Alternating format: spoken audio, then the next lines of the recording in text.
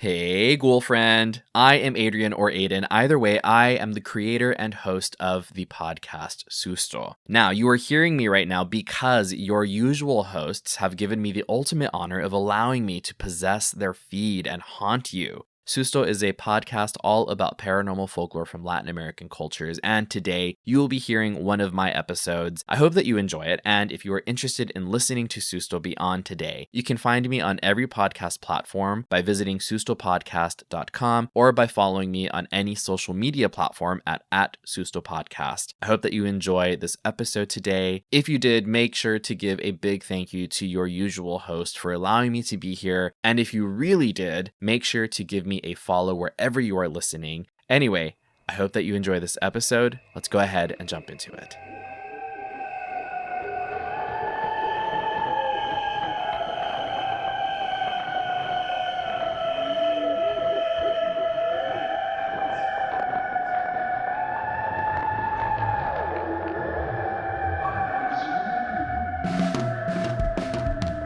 Hey, ghoul friends, it's me, Adrian, or Ayden. Either way, I am still your host, and you are still listening to SUSTO, the podcast of ooky, spooky, scary stories centered on paranormal folklore from Latin American cultures. Welcome back. Thank you for joining me, and if this is your first time, welcome. You're finally here. Handshake, peace be to you, and also with you, and all of that stuff. So today is officially, the day that I'm recording, it is officially September 1st. I feel like everybody is claiming it as officially the first day of fall and Halloween. But listen, it's been a hot summer and I'm ready. I'm over it. I am ready to scratch that itch and have my Halloween time, or really to have everybody else catch up to us, right? Because I feel like, you know, we do the paranormal 365 over here. So it's exciting to see the rest of the world, or at least the rest of the country, reflect that. So very excited for the spooky times. Speaking of, we have some fun things lined up. So of course, we have some events coming up. I know that I said initially we were going to do something, and we still are. We're just doing a rescheduling. That's why I'm saying let's wait until the flyers come out before you all commit to anything. I'm just doing this as a heads up. So Haunt Happy Books in Lockhart, Texas, one of my favorite bookstores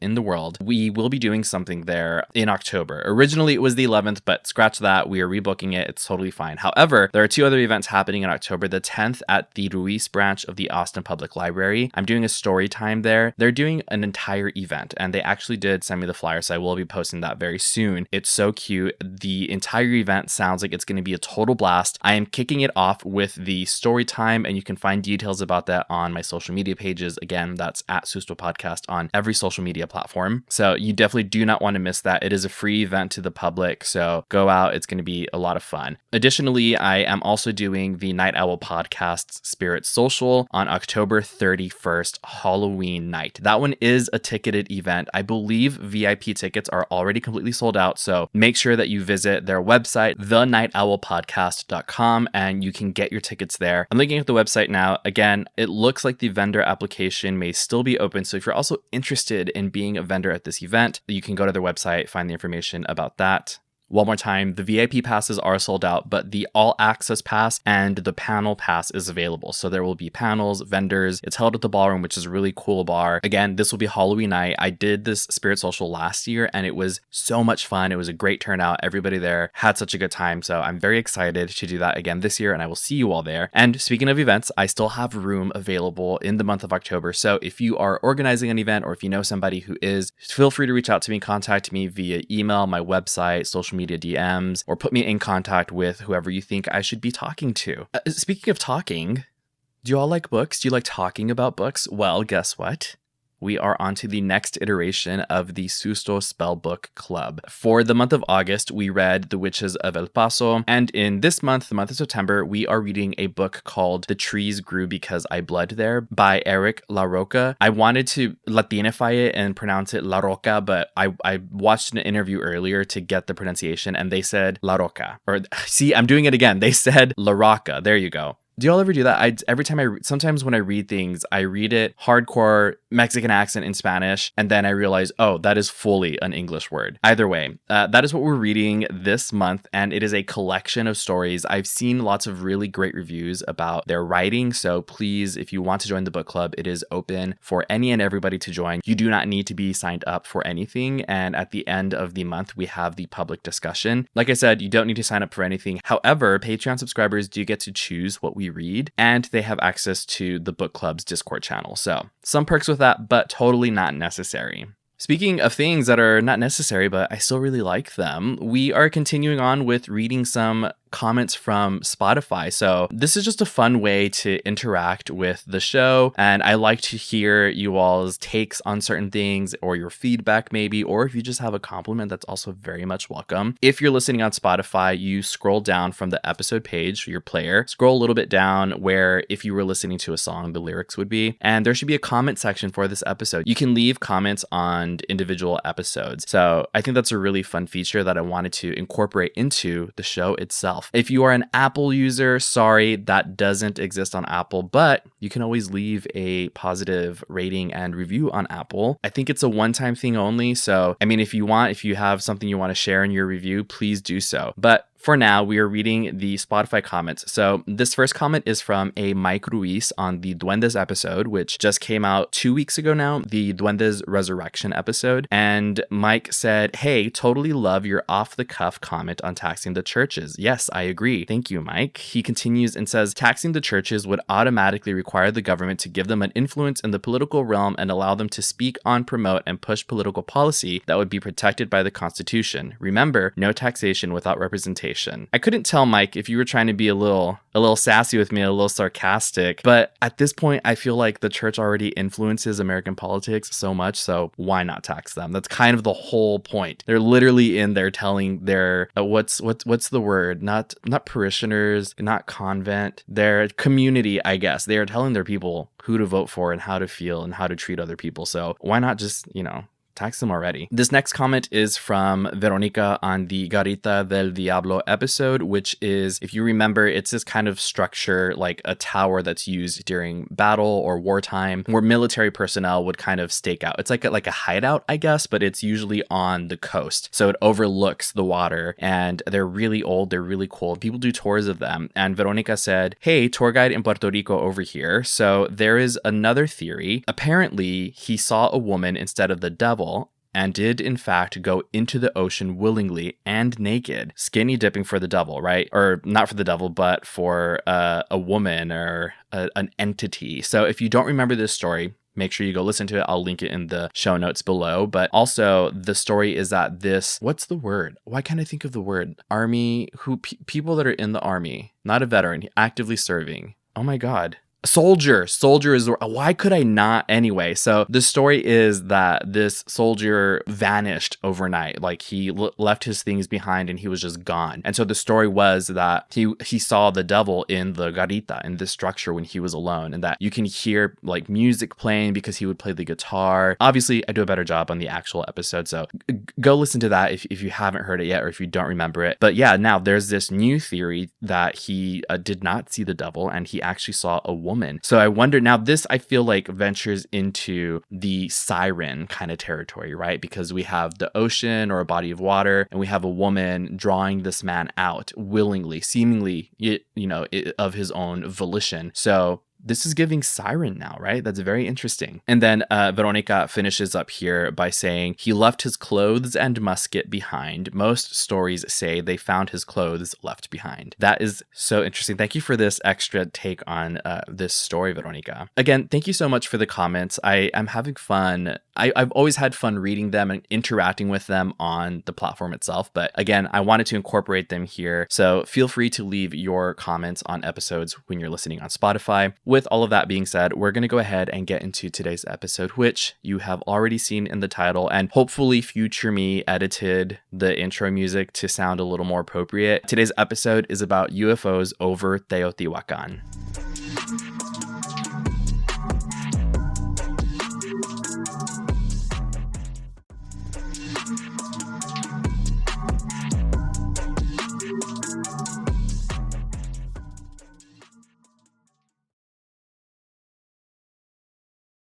Before the Spanish, before the Aztecs, before even our communal memory itself, there was Teotihuacan.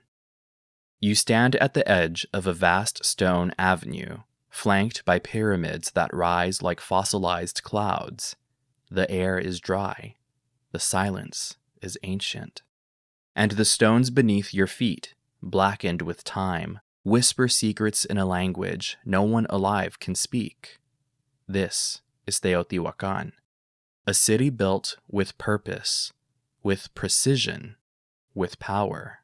But by whom? We don't know. The Aztecs found it already abandoned. They gave it the name Teotihuacan, the place where gods were born. They believed it was sacred, a place where the sun itself was created. But the people who built it, their names are lost, their language gone, their purpose only guessed at. And yet, the city remains. Teotihuacan isn't a random scattering of ruins. It's a masterwork of urban planning. The Avenue of the Dead runs straight through its heart, stretching for miles. On either side, temples and platforms rise in geometric harmony. At the north end, the Pyramid of the Moon. In the center, the Pyramid of the Sun. And to the south, the Temple of the Feathered Serpent, Quetzalcoatl. These aren't just monuments. They're aligned, measured, placed with intent. Some researchers believe the city was built using a standardized unit of measurement, a kind of ancient metric system. Others point to the astronomical alignments. The pyramids line up with the sun on solstices, with the Pleiades, with Venus. The entire city may have been a cosmic map, a mirror of the heavens etched into the earth.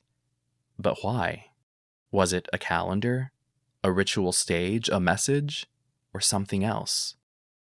We don't know what the builders called themselves. We don't know why they vanished. And yet, the city pulses with meaning. Its layout suggests a deep understanding of mathematics, astronomy, and engineering. Some believe it was a city of priests.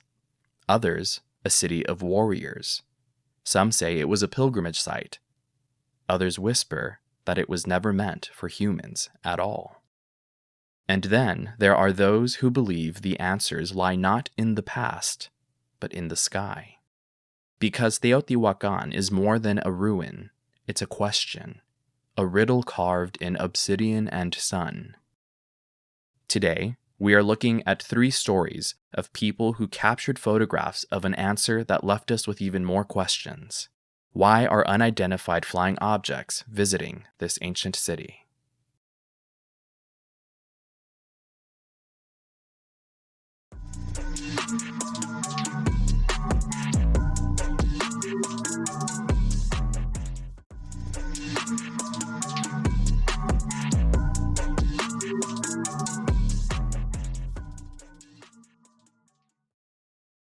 June 25th, 1992. The sun was burning high over the Valley of Mexico. The time was 3 p.m., and the ancient city of Teotihuacan lay quiet beneath the weight of centuries. Tourists had thinned. The heat had driven most into shade, but one man remained. Baltasar Garcia, a solitary photographer known for his reverence toward ruins, wandered the southern edge of the complex near the temple of Quetzalcoatl. He wasn't there for spectacle. He was there for silence, for the kind of stillness that only ancient places can offer. But that day, the silence felt different. The birds had gone quiet. Even the insects, normally a constant hum in the dry air, seemed to vanish. Baltasar paused. He felt it before he heard it. A low, vibrating hum, like a distant engine buried beneath the earth. It wasn't loud, it wasn't rhythmic, and it wasn't natural. He looked up. There, suspended in the sky, was a shape that didn't belong. It was the classic flying saucer, metallic, domed, and hovering with a kind of deliberate stillness that made the air feel heavy. It didn't wobble or drift. It simply hung, as if observing. Baltasar raised his camera and took a single photograph. The hum grew louder, but not in volume, in presence. It was inside him now, in his chest, on his teeth. He stepped forward, trying to get closer, but daylight was beginning to fade. The object moved slowly, almost lazily, drifting across the sky. And then, without warning, it vanished into the haze. The birds returned. The hum stopped. Back home, Baltasar developed the photo. The saucer was clear, unmistakable, suspended above the ruins like a question etched in metal. He showed it to a few researchers. Some dismissed it. Others called it one of the clearest images of a UFO ever taken over Teotihuacan.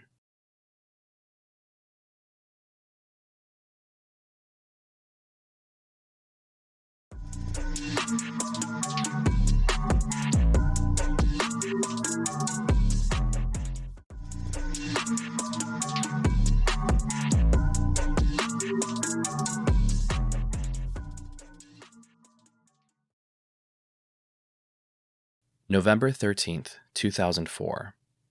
J.A. Scott wasn't the kind of man who chased mysteries. He was a business executive from Monterrey, Mexico, educated, rational, and grounded. With an MBA and a career in a multinational corporation, his life was built on logic, strategy, and numbers. But even the most grounded minds can be shaken by what they see in the sky. It was a quiet afternoon in Teotihuacan. Scott and his wife were exploring the southern end of the ancient city, near the temple of Quetzalcoatl. The sun was beginning to dip, casting long shadows across the stone. The air was still, the kind of stillness that makes you notice things you normally wouldn't. That's when he saw it. Floating above the horizon, roughly 5 to 7 miles away, was an object. It wasn't round. It wasn't saucer-shaped. It was polygonal, with 4 distinct sides and a short tail that flickered in the fading light. It moved slowly, too slowly.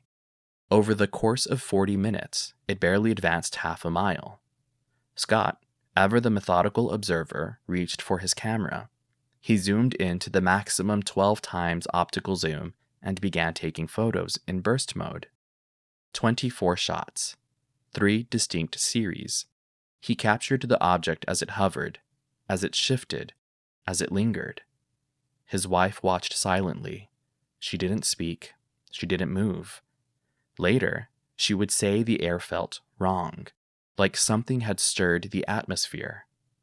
Eventually, the object began to blur into the dusk, and then, just like that, it was gone. Back home, he reviewed the images. In the third photo, the tail was visible. The shape was clear.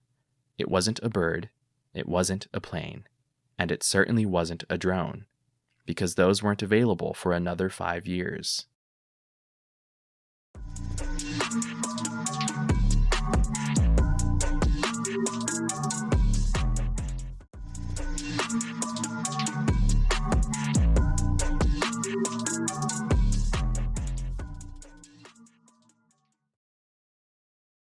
May 4th, 2015.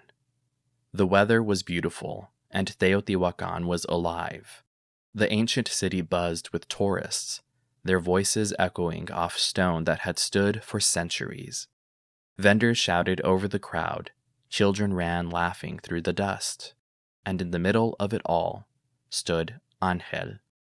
He wasn't a historian, he wasn't a believer, he was just a traveler, alone, quiet, and carrying a camera he hadn't really planned to use.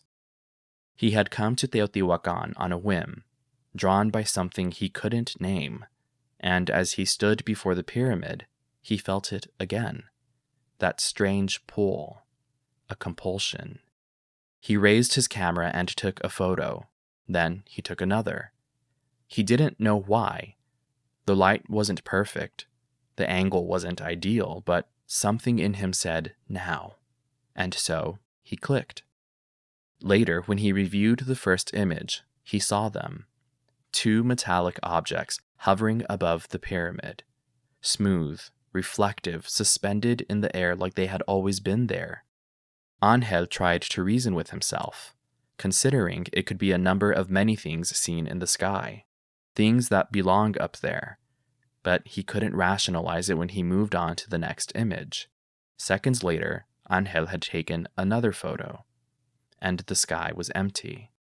No movement, no blur, no trace of anything, just a clear blue sky. The objects had vanished so quickly, they couldn't have been anything slow, not drifting, not floating, not falling. They had left, with purpose. Angel stared at the photos for hours. He didn't speak. He didn't share them right away. He just sat in his hotel room, listening to the silence, feeling the echo of something he couldn't explain.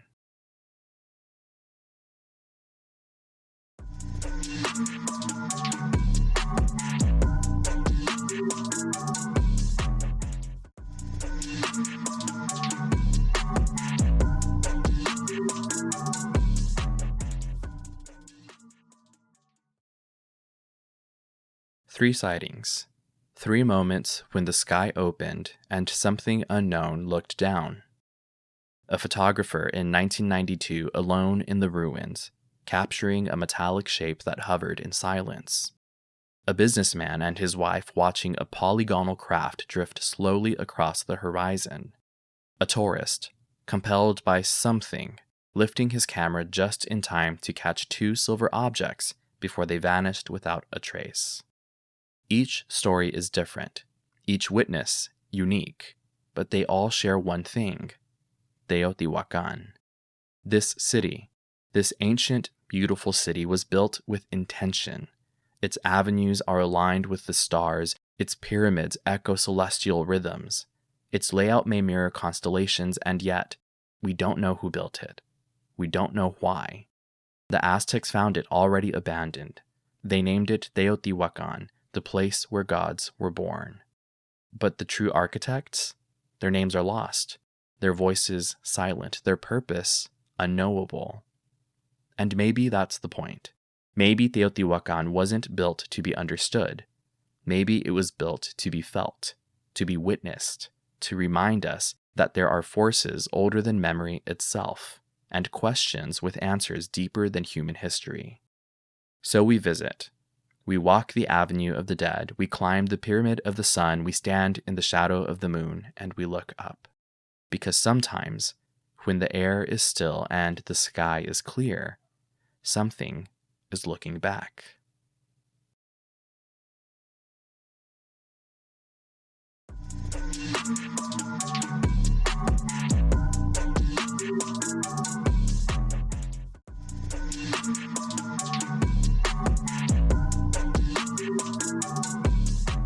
Welcome back, Ghoul friends. Thank you so much for listening to those mini stories, that collection of stories. There's a theme this week, right? To kick off this month. First with the SUSTO Spellbook Club book selection for this month. It is a collection of stories. This episode was a collection of stories because with something like UFOs or UAPs, as we are now calling them, I believe, there's no like one story. I know there are very popular stories that stick out that people go to time and time again, but there are so many instances. I wish I had thought to ask ahead. I remember my mom actually telling me about something that she saw growing up on their ranch when she was a kid. She said that she saw a flying saucer, essentially. She saw something metal and that shape in the sky above the field, and she had never seen anything like it before or since, has she? So maybe I'll call her and I'll see if we can get it recorded so that I can have it in a future episode, but God, we won't get it in time for this one. So, but yeah, there's so many stories. So the first, and we have several links here that we want to get through. So the first kind of chunks of links that we have here, Jeff did a really cool thing. Thank you so much, Jeffrey Doyle, our ghostwriter and research assistant, for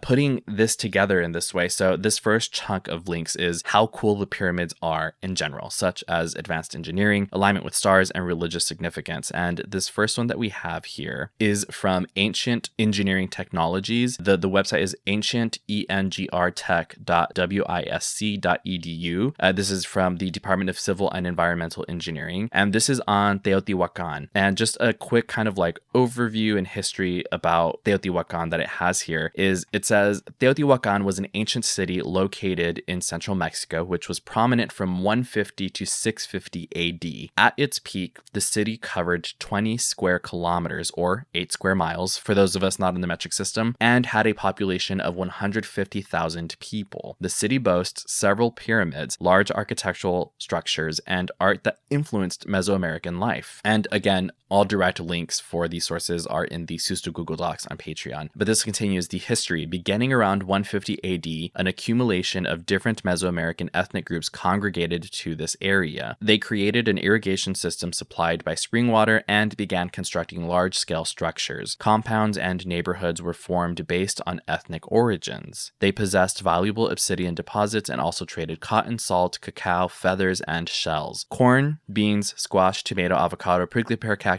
and chili peppers were farmed on their fertile soil. Honestly, that sounds like all you need, to be honest. That is a great collection of crops. This says they hunted rabbit and deer, while dogs and turkey were raised for food. Crafts and textiles were also created and exchanged. So, dog lovers, turkey lovers, sorry. This is just, how the culture was. Kind of how like we raise different animals for foods now. The collective we, I know, not everybody, right? But this continues. The Teotihuacan religion worshipped several gods that were often displayed in their art and structures. The spider goddess is thought to be the most important to Teotihuacans. Other gods that they praised were Chalchiutlicue, the water goddess, Tlaloc, the rain and war god, the old fire god or the creator god, and Quetzalcoatl, known for agriculture renewal. Their large military conquered surrounding territory and expanded the Teotihuacan presence through Mexico. By 600 AD, many structures and works of art were destroyed, marking the downfall of Teotihuacan. The source of destruction is still unclear, but theories suggest either an external overthrow or an internal struggle due to scarcity of resources. City layout. So this is giving there's a graph here that I'll put up, of course, in the video. And this says a unique aspect of the city itself is the geometrical planning of the buildings and complexes. The layout can be described as symmetric and proportional, indicating that a master plan was used along with a standard unit of measure. Yeah, and if you look at it, it's got that long stretch that, what was it called? The Avenue of the Dead, and then it's like Moon Pyramid, Sun Pyramid, Street of the Dead complex. You can tell this was planned. This was a planned thing. It's not just a group of nomadic people who found someplace and set up camp and said, this is it, and then just kind of build out. There was some sort of pen and paper that happened, whatever that may have been. This continues. The structures are aligned with two perpendicular axes. These axes intersect at the Ciudadela and the Great Compound, dividing the city into four. Most structures have an east-west orientation. Researchers believe this orientation was guided by the stars. And then this wraps up talking about the Teotihuacan measurement unit. It says many researchers have proposed what the Teotihuacan standard unit of measure was, but have not reached consensus. The discrepancy could be due to some structures being planned and measured with the standard unit while others were not. Although researchers cannot agree on what the standard unit of measure is, they do agree on its existence. They refer to it as the TMU, the Teotihuacan measurement unit. It is believed to be connected to the relationship between space and time. That is so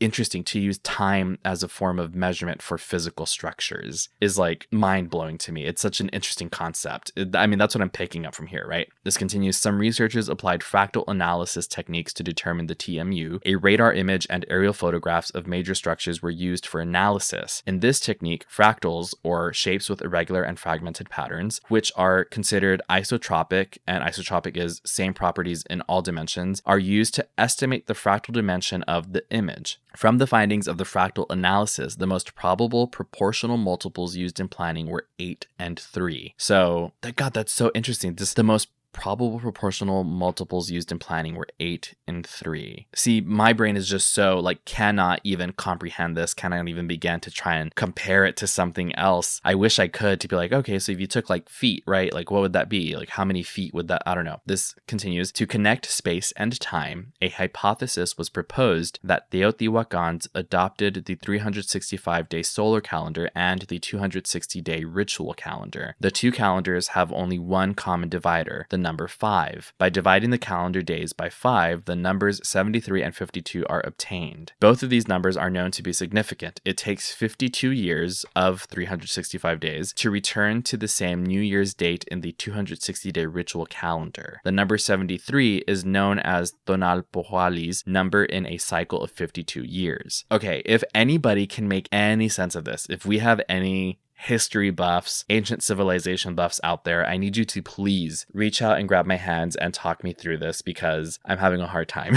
understanding this. This is the last paragraph here. It says, from here, it is assumed that the height of the Pyramid of the Sun was 73 TMU, or the Teotihuacan measurement units, and the height of the Pyramid of the Moon was 52 TMU. Okay, interesting.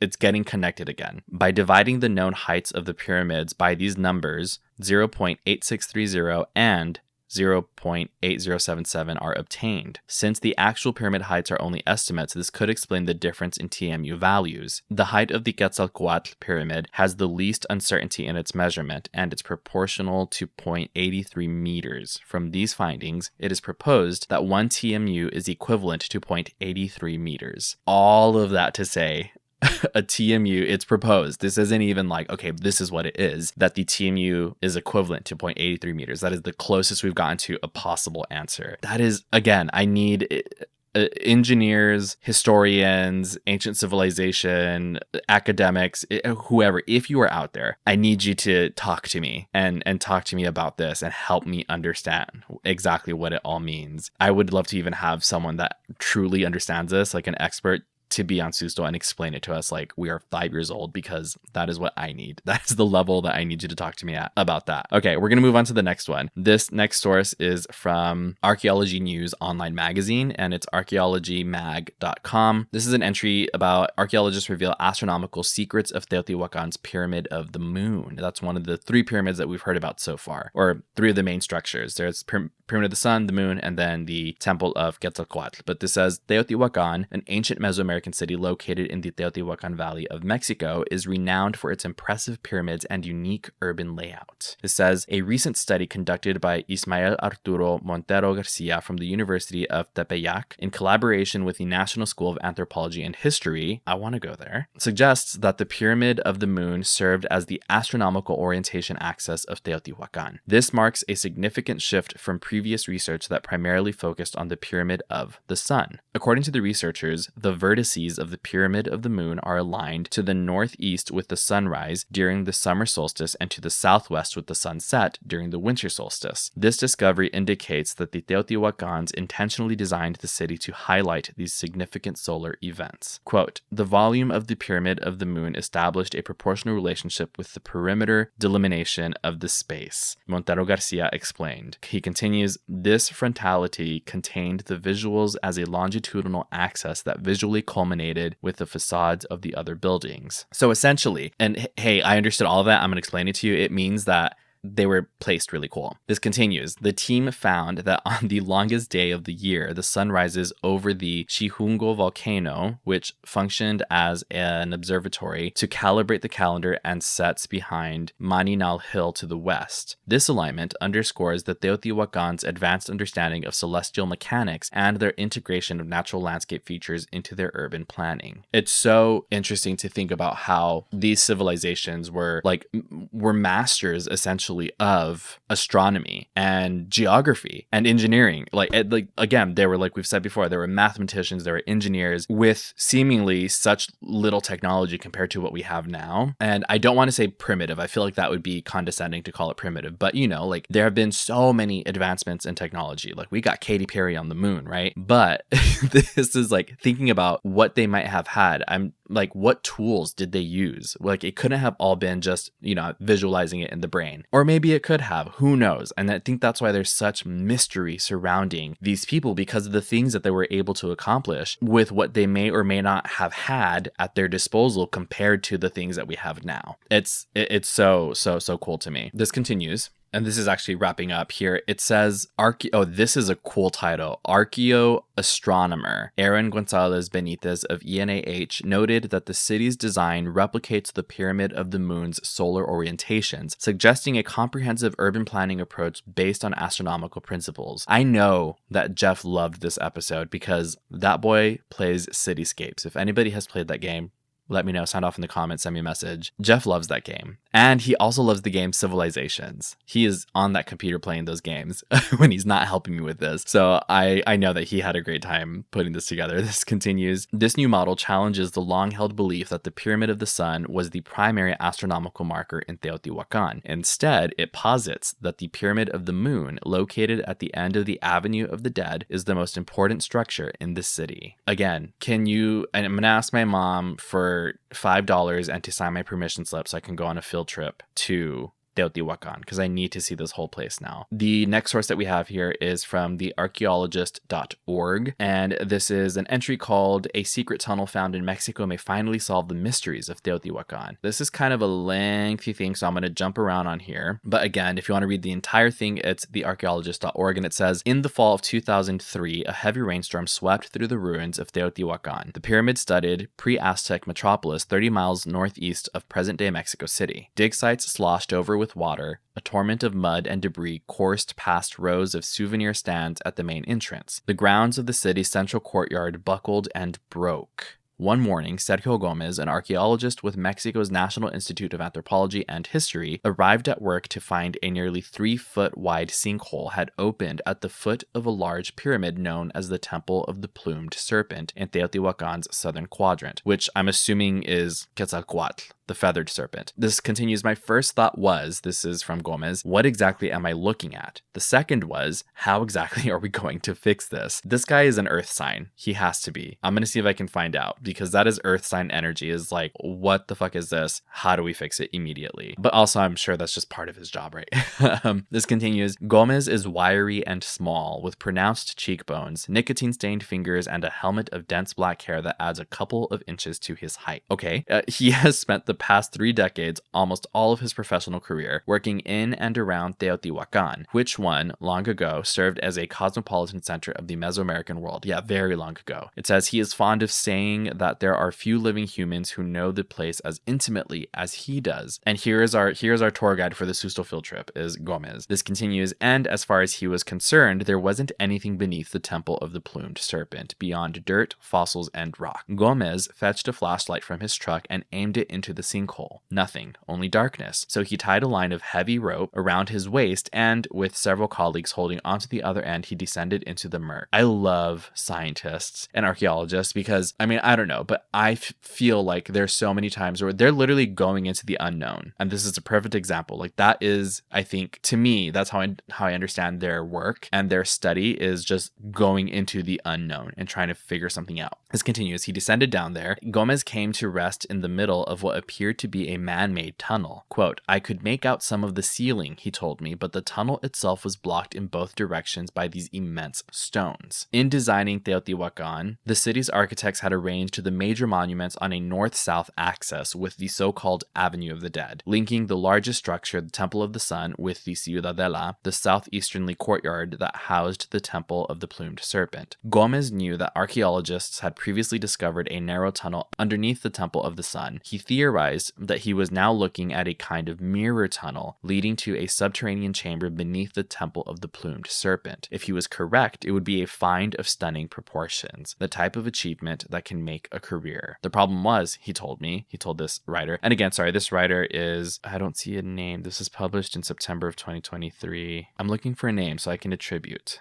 I'm so sorry. I'm trying to find a name so I can attribute to who wrote this, but because this apparently was an interview, but I'm not finding one here on the page. So this continues. The problem was, he told me, you can't just dive in and start tearing up Earth. You have to have a clear hypothesis and you have to get approval. Okay, I'm going to skip to the end of this because there's a lot here and I don't want to just read off everything word for word. So I'm going to skip ahead, and I encourage you all to read this whole thing because there's a lot of interesting stuff in here. But this says, it wraps up towards the end, and it says, Gomez has one more crucial task to undertake: the excavation of 3 distinct buried subchambers located below the resting place of the figurines. So figurines that they found in there. The final sections of the tunnel complex as yet unexplored. Some scholars speculate that the elaborate ritual offerings on display here and the presence of pyrite and mercury, which held known associations with the supernatural among ancient Mesoamericans, provide further evidence that the buried subchambers represent the entryway to a particular type of underworld, the place where the city's ruler departed the world of the living. Others argue that even the discovery of the long-sought human remains buried in spectacular fashion would hardly close the book of the mystery of Teotihuacan's rulers. Whoever is buried here could be just one ruler among many, perhaps even some other kind of holy person. For Gomez, the subchambers, whether they are filled with more ritual relics or remains or something entirely unexpected, might be best understood as a symbolic tomb, a final resting place for the city's founders of gods and men. A few months after leaving Mexico, I checked in with Gomez. He was only marginally closer to uncovering the chambers beneath the end of the tunnel. His archaeologists were literally often working with toothbrushes so as to not damage whatever lay beneath. Regardless of what he found at the end of the tunnel, once his excavation was complete, he promised me he'd be satisfied. The number of artifacts we've uncovered, he said, pausing, you could spend a whole career evaluating the contents. That is so sick. That's so cool. I'm also going to try and see if I can find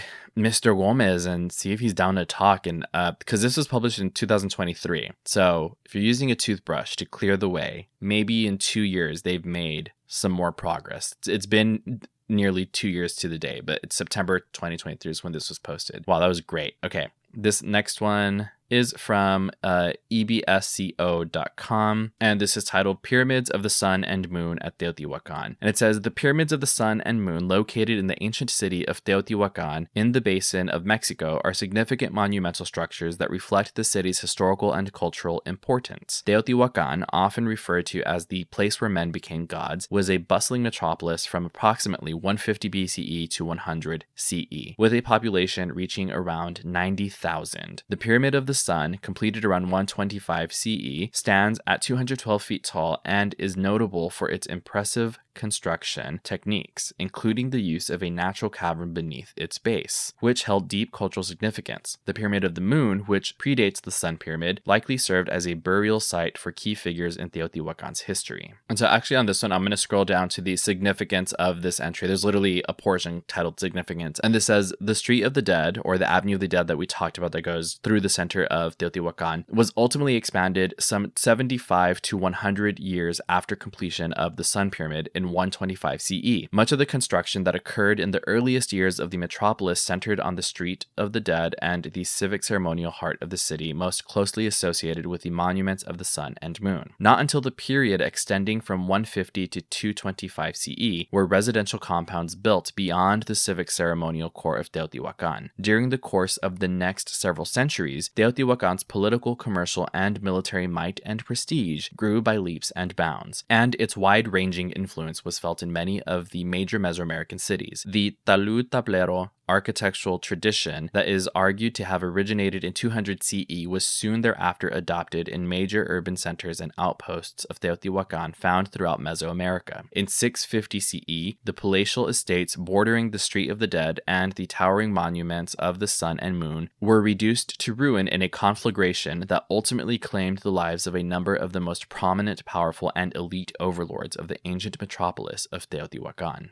Okay, so this next set of links that we have here is about UFO sightings in Teotihuacan and surrounding areas. This first one is from nomanzone.com, and it's titled UFO Sightings in Mexico. This is published actually in March of this year, so really cool. The first one, it's kind of like, so, and again, this is just a list of several of them. This first one is Mexico City Eclipse UFO Sighting, a landmark event in UFO encounters in Mexico. On July 11th, 1991, during a total solar eclipse, thousands of residents in Mexico City turned their eyes skyward to witness the celestial event. Amidst the awe, numerous individuals reported observing a metallic disc-shaped object hovering in the sky. This incident has become one of the most well-documented UFO sightings in Mexico, captivating both the public and researchers. The sighting occurred as the moon obscured the sun, plunging the city into temporary darkness. Is this the same one? It may be a different one. So if y'all remember the episode that I did on Estefania Gutierrez Lázaro, which was the inspiration for the movie Veronica, where she was possessed.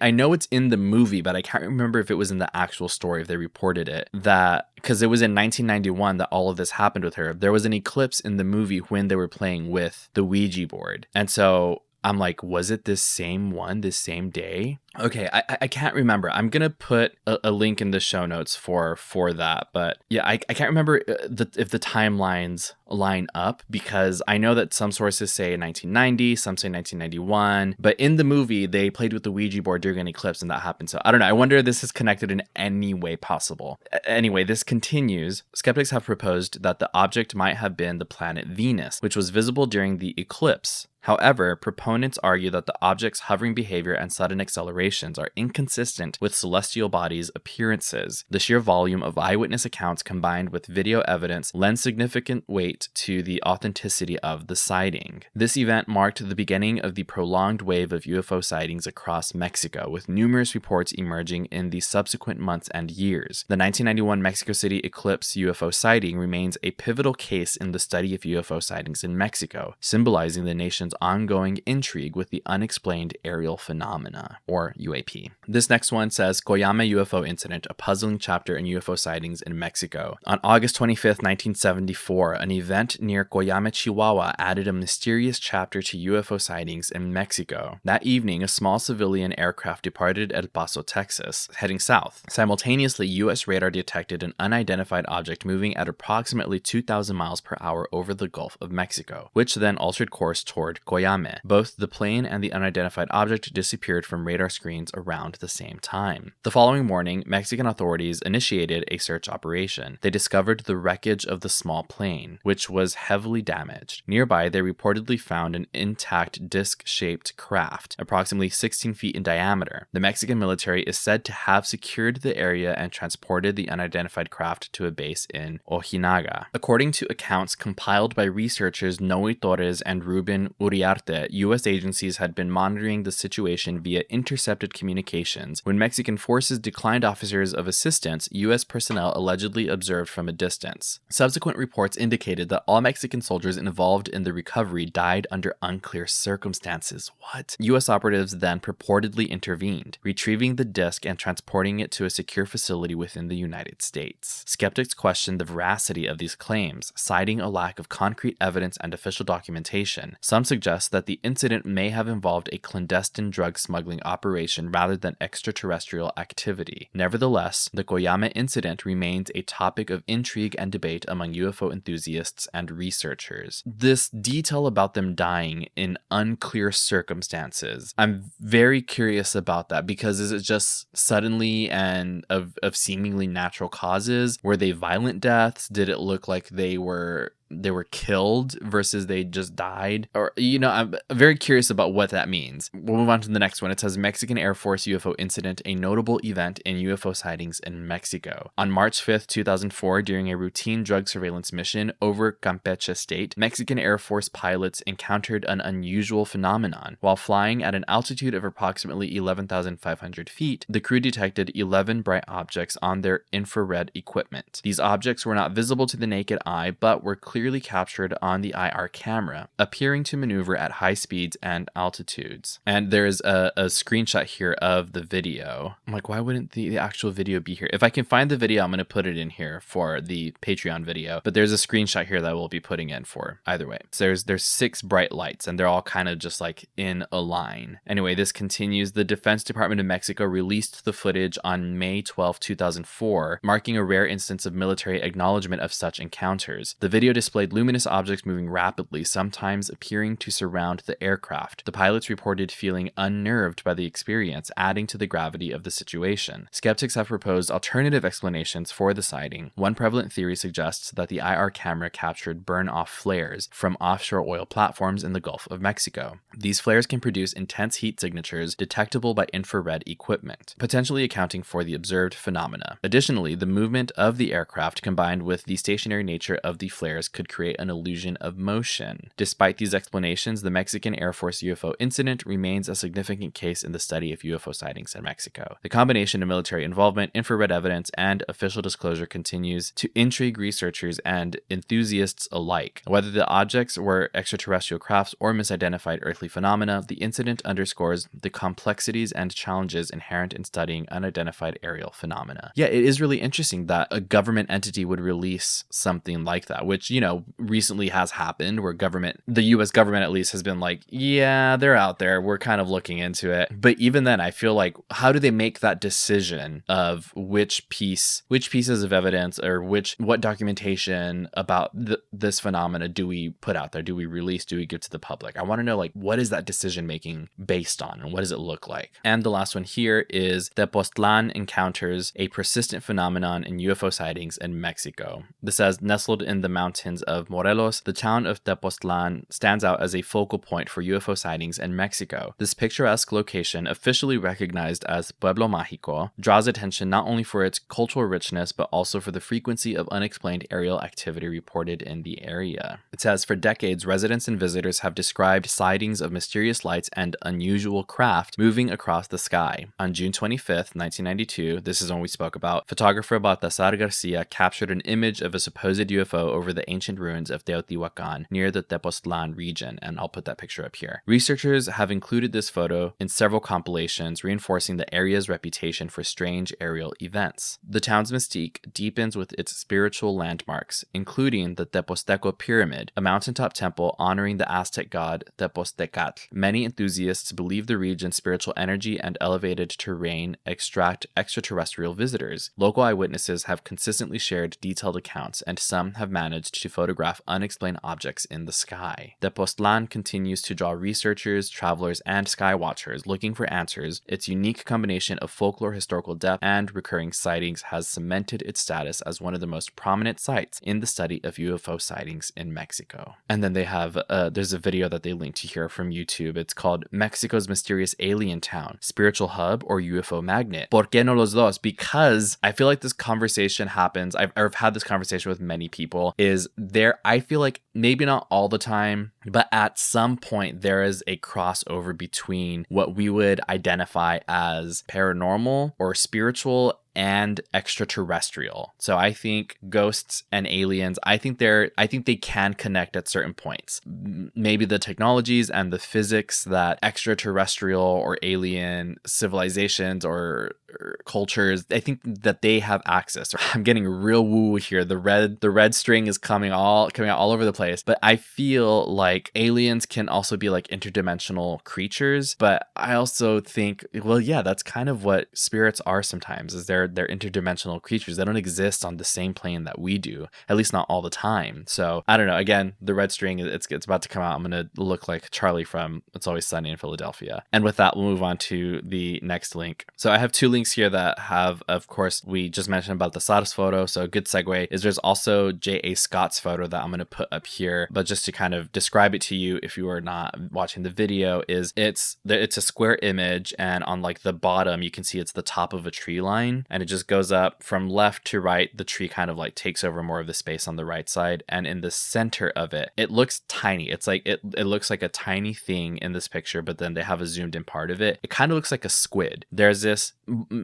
maybe not blob, but it looks kind of like a triangle and then a tail underneath it. So to me, it's giving, or jellyfish. It's got that kind of shape, but that doesn't look like a natural thing that you would see. It could be a balloon, but this is so far away, and in the zoomed in picture, like, you would not see a balloon's string like you are seeing in this photo. Like, you can, even in the really zoomed out part of it, you can see a tail, and so a balloon would not look like that from that far away. You wouldn't see the tail. You would maybe barely even see the balloon itself. Baltasar's photo, I do want to say also, this is a really good photo. It's, again, square, and I'll use these for the social media images as well, but like, there's a bunch of clouds in the top right of it. It is like you think UFO, it is that classic shape. It is that saucer with like the dome in the center. It's dark underneath. Like, you can tell it kind of looks reflective on the top, but the underneath is all like kind of black. It's covered in shadow, right? But it's just like classic UFO image. And it is kind of blurry and fuzzy because it's from 92, but it's also like a very clear image. It looks massive. I wonder how close he was when he took this photo. And then there's also a link here to Angel's or Angel's story. That was, I think, the third story in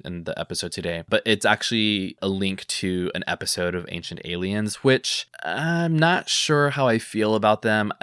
It's to me, it's weird to be like, there's no way that these people were this smart and this capable and they could do these things. It had to be aliens. That feels off to me. And I know it feels off to a lot of other people, but they do feature Angel's story. So if you're curious in watching it, it's an episode of Ancient Aliens, and it starts at minute 39, and this is season 12, episode 7, Ancient Aliens, City of the Gods, which is all about Teotihuacan. Who knows, we might do a SUSTO movie night for this. It's been a while since we've had a SUSTO movie night, so this could be fun to watch. Like, how long is this? It's like 40 some minutes. So that would be a fun, I think, maybe SUSTO movie night watch. And it's on the Roku channel is, where we found it. But yeah, Ancient Aliens, season 12, episode 7, City of the Gods, minute 39 is where Angel's story comes up. And we're going to move on to the last couple of links that we have here. So this is talking about UFO acknowledgements from Mexico's government. This is hilarious. So this first one is from NPR. It's npr.org. And this was published in 2023. And it says a UFOologist. How do you say it? Is it ufologist? Ufologist? A ufologist claims to show 2 alien corpses to Mexico's Congress. I remember when this went viral. It looks like this. It's allegedly remains of this, quote, non-human being that were displayed during a briefing. The pictures appear in the video. I'll post it on social media too, but you'll have to remember when this happened because it just looks super like seco, like this little dried out creature. It could very well be made of clay or mud or something, but allegedly these are alien remains. And I remember, God, people were just making jokes about this left and right when it happened. It says, and the hearing started with a huge surprise. Jaime Maussan, a self-described ufologist, brought 2 caskets into the congressional chambers. Okay, so maybe not a government representative, but someone who is presenting to the government. How do you get to that level to show this? This continues, as Maussan spoke, 2 men uncovered the caskets to reveal 2 bodies. The corpses looked white and like stereotypical depictions of aliens. Big head, little body, 3 fingers. Maussan said they were found in Peru in 2017 and are estimated to be 1,000 years old. One of the bodies had been pregnant, he claimed. These are not mummies, he said. These are complete bodies that have not been manipulated. Speaking under oath, Maussan claimed the bodies were non-human. Maussan and others have presented similar claims about alleged alien remains in the past. Scientists have dismissed them as either ancient Peruvian mummies or manipulated mummies. During Tuesday's hearing, José de Jesus Zalque Benitez, a forensic expert and a military doctor, walked the Congress through scans of the alleged alien bodies. He claimed the alleged aliens had big brains and big eyes, which allowed for a wide stereoscopic vision, and they lacked teeth, so they likely only drank and did not chew. The hearing also included remarks by Ryan Graves, executive director of the Americans for Safe Aerospace Organization. A former Navy fighter pilot, Graves was one of 3 U.S. veterans who testified in front of a U.S. congressional subcommittee investigating the existence of UFOs in July. Mexico's Congress also was shown videos of Mexican pilots struggling to make sense of fast-moving flying objects before them. We are not alone, Maussan claimed. On Wednesday, the day after the hearing, Graves distanced himself from it. In a post on X, formerly Twitter,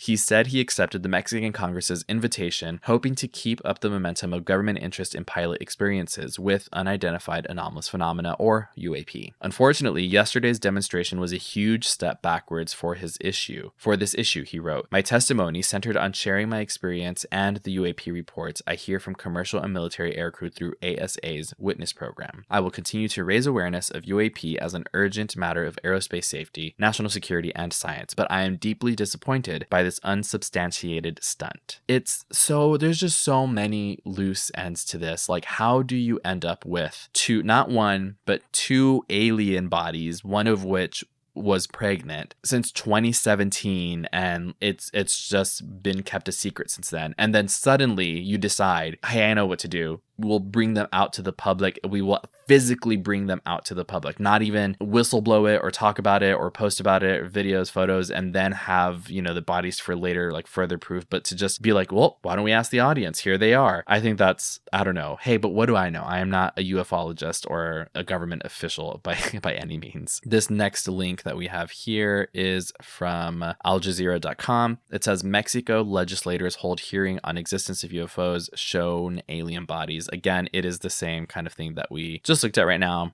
but from a different perspective. This says Mexican Congressman Sergio Gutierrez said he hoped the hearing on UFOs was the first of other similar events in Mexico. It says Mexican legislators heard testimony regarding the possibility that extraterrestrials might exist and were presented with the alleged remains of non-human beings in an extraordinary hearing marking the country's first congressional event on aliens and UFOs. In the hearing on Tuesday, Mexican politicians were shown two artifacts that a Mexican journalist and longtime UFO enthusiast, Jaime Maussan, claimed were the remains of extraterrestrials. It's interesting the monikers that people are given based on who's posting them.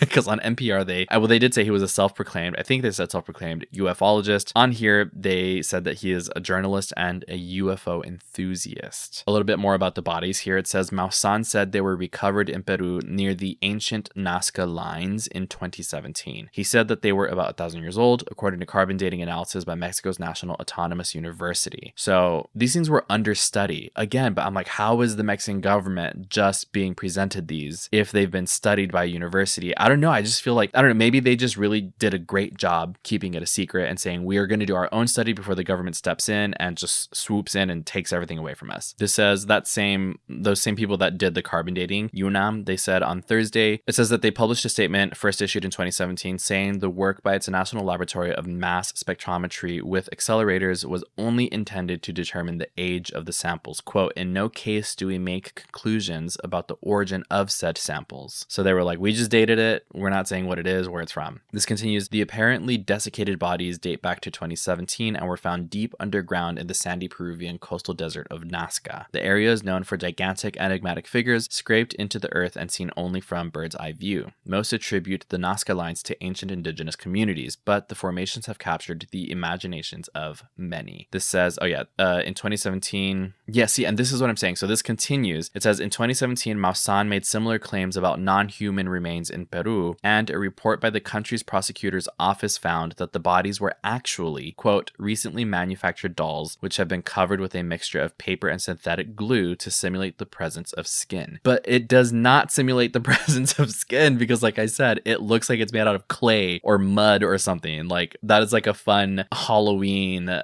activity that you do with a classroom of students or something. I don't know. Like, that does not look organic. Even like for like a decomposed, mummified, petrified, whatever it is, it doesn't look like it was once organic. So I guess essentially they ended up debunking this. It says the report added that the figures were almost certainly human made and that they, quote, are not remains of ancestral aliens that they have tried to present. The bodies were not publicly unveiled in Peru at the time, so it is unclear if they were the same as those presented to Mexico's Congress on Tuesday. Interesting. The session, unprecedented in the Mexican Congress, comes 2 months after a similar one before the U.S. Congress, in which a former U.S. Air Force intelligence officer claimed his country has probably been aware of non-human activity since the 1930s. See, that is the thing, is if a government is involved, the government already knows. I don't think they're being presented this information as new, or if they were, like, it's going to be kept a secret for however many years. This was since the 1930s, allegedly, in the U.S. Even if people have for decades, for the same amount of time, also been speculating and talking about it. The government is never going to let you in on what they know, at least not at first. Okay, and the last one that we have here, and this one I think we mentioned earlier about the Mexican Air Force when the pilots were in the air with and they saw those lines. And this is from abc.net.au. Mexico Air Force video creates UFO stir. When I was going through that list earlier of all the different sightings in Mexico, this is about one that was on there. It says the Mexican Air Force has released footage of what a UFO expert said were 11 unidentified flying objects. In this image, I see 1, 2, 3, 4, 5, 6. I see 7 of them, but it says that there were 11. Picked up by an infrared camera as they whizzed around a surveillance plane. Longtime believer in flying saucers, journalist Jaime Maussan, here he is again, told a news conference on Tuesday that objects were real and seemed intelligent after they at one point changed direction and surrounded the plane, chasing them. Quote, they were invisible to the eye, but they were there. There is no doubt about it. They had mass, they had energy, and they were moving about, he said. After showing a 15-minute video, he said the defense ministry gave him permission to publicize. Okay, now I really am questioning the validity of that photo and this video. Because again, I don't think that the defense ministry would just give someone permission to share a video. I think that they would show up and show it themselves. They'd have a representative, an official representative, and say, I am from the defense ministry. I am from the Mexican Air Force. We are officially sharing this with the public, not we're giving it to this journalist and ufologist or UFO enthusiast, depending on who you ask, to share with the public. This continues. The ministry confirmed to Reuters it had provided the video filmed by the Air Force on March 5th over the eastern coastal state of Campeche. So I guess it did. I don't know. I guess I just don't know how anything works in the government. They really just handed over the footage. That's hilarious. It says, quote, we are not alone. This is so weird. One of the pilots can be heard yelling after the plane's crew switched on an infrared camera to track the objects first picked up by radar. See, that I believe. That I am more inclined to believe now because this video is, like, if it's real, if it's authentic, hearing these pilots like reacting to this, yeah, that's strange. There's something happening. There's something with you. It says the film recorded by a plane looking for drugs trafficking near the Gulf of Mexico shows 11 objects as blobs of light that hover in formation or dart about, sometimes disappearing into cloud. I will posit, is that the right word, or present a different theory, is because I saw another video recently that reminded me of how people talk about brujas in Mexico and how they can transform and travel as balls of fire or balls of light. Now we're coming all the way back. We're circling back to spiritually paranormal and supernatural. And what if it wasn't UAPs or UFOs? What if it was brujas flying around in the sky because they're balls of light, they're changing direction.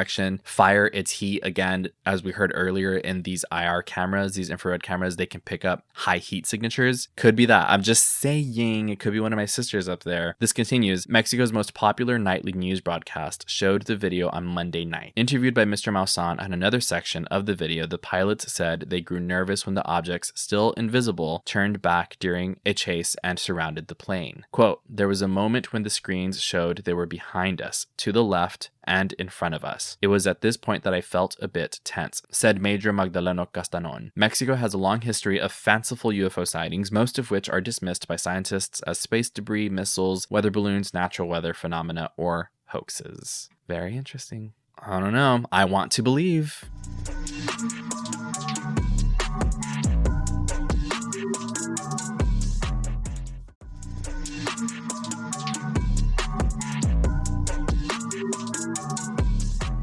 Welcome back, old friends. Thank you so much for joining me for today's episode of SUSTO. As always, if you would like to hear your own story on a Letters from the Beyond episode, please visit the website, sustopodcast.com, or go to my link tree. That's linktr.ee/susto. There are links on either of those to submit your story, and it doesn't have to be something written out. It could be a video, a photo of a UFO, audio recording, anything you think that is ooky spooky paranormal and you would like me to share either on the show or on social media. Please send them my way that way. And before we continue and end the episode, I would like to share some gratitude for those of you who leave reviews like this one from Iris M. Iris said, my new obsession. I am a woman-owned small business owner. My business is called Happiness is a Freshly Cleaned House. Very true. I listen to your podcast while I am cleaning houses. I started from episode 1 and now into the year 2021. Oh my God. It's wild that we've been doing this for 6 years. Iris continues, I am listening each day until I get to the most recent episode. I love anything spooky ooky, and I'm so happy to have found you. You are my best ghoul friend. Heart hands, Iris, you are my best ghoul friend as well. I'm looking forward to the day that you make it to this episode if you've already caught up. So if you have caught up, let me know that you're hearing this. That would be really fun. We're time traveling basically. So again, thank you, Iris. As always, leaving a comment on Spotify or a positive rating or review wherever you are listening is the easiest way to support the show. However, you can also support Susto by joining our Patreon. That's patreon.com/Susto Podcast for $3 or more a month. And as a Patreon subscriber, you get early and ad-free episodes, you get ad-free vlogs, exclusive bonus content like video versions of this episode for Best Girlfriends. Hello, you are looking at me right in my eyes, and more perks. And speaking of, we are going to end this episode with a thank you, a special shout out to this episode's patrons. You are Liza, Rachel, Alejandra, Luther, April, Dee, Josette, Sam, Mandy, Jules, Lori, Jeannie, Desiree A, Neressa, Rachel A, Marlene, Lainey, Desiree C, Carla, Ricardo, Vanessa, Maritza, Nieves, Manormal, Iris, Mar, Flor, Selena, Nightingale, Clint, Rachel W, and Armani. Thank you so much for your support. It means the underworld to me. It makes my tiny black heart grow 3 sizes bigger, and I hope that you enjoy being a patron as much as I enjoy having you here. Thank you so much again for listening to this episode. I will talk to you in the next one, and until then, no te asustes. Bye.